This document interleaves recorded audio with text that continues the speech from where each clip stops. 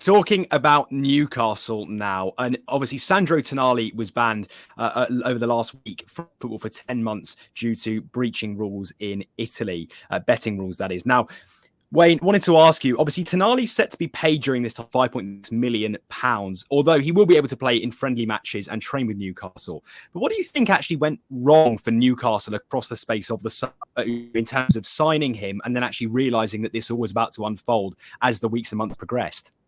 I think an awful lot has gone wrong from Newcastle's point of view. I think there are a lot of questions are being asked from the Newcastle hierarchy as to how they ended up signing a midfielder from Italy for over £65 million, and a few months later he can't play for 10 months.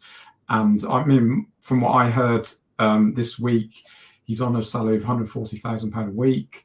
Add that onto the cost of the transfer. So, over 5 years, that's 13 million a year for the transfer, plus the wages, 18 million a year cost to the club.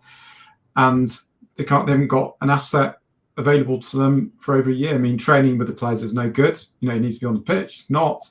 And the Newcastle hierarchy aren't very happy about it. And I'm told there's going to be an internal investigation into this transfer. And the fingers have been pointed at Dan Ashworth, sporting director, and Nixon, their head of recruitment, as to the background checks on this transfer. How did they not find out about his betting problem, his betting history? Because the agent would have known, the player would have known, almost presumably Milan would have known, the Milan hierarchy would have known. And these kind of things don't generally tend to be completely silent, do they? And there are major issues over the background checks, over, the deep dive.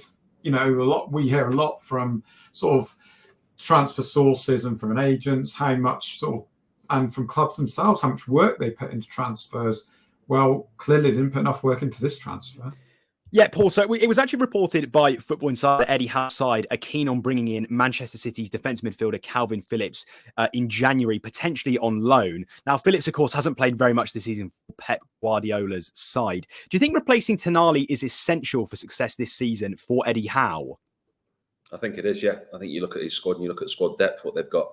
Had a really busy week this week, the backing the Champions League action away at Dortmund, had a tough game away at Wolves. Played at the weekend, and his squad's starting to pick up injuries. They're depleted. He didn't really want the Carabao Cup game midweek against Manchester United, although it turned out very well for him. He very much changed the starting 11 and used players that he hadn't necessarily been doing, and he picked up more injuries then. So to lose a player that you brought into your squad for 60 million, if you're buying somebody for 50, 60 million, they're going to be an integral part of your squad all season, or your starting 11 anyway. So to lose a player of that quality, and just to lose a player out of your squad at this stage for Newcastle, it's tough for them. They are going to go into the market in January. How they do that, they're going to have to be very careful with the financial fair play. We all know the huge wealth, the huge backing that the club have got. But if you can go out and get the likes of Calvin Phillips on loan, where I suspect a deal would be structured, I don't think the wages would be a problem for Newcastle. In fact, it wouldn't be. So there's going to be no transfer fee involved, where the City still pays some of his wages. Newcastle just pick up his wages. I personally can't see how that doesn't work for anybody. He's not getting any game time at City. He's getting more game time at international level.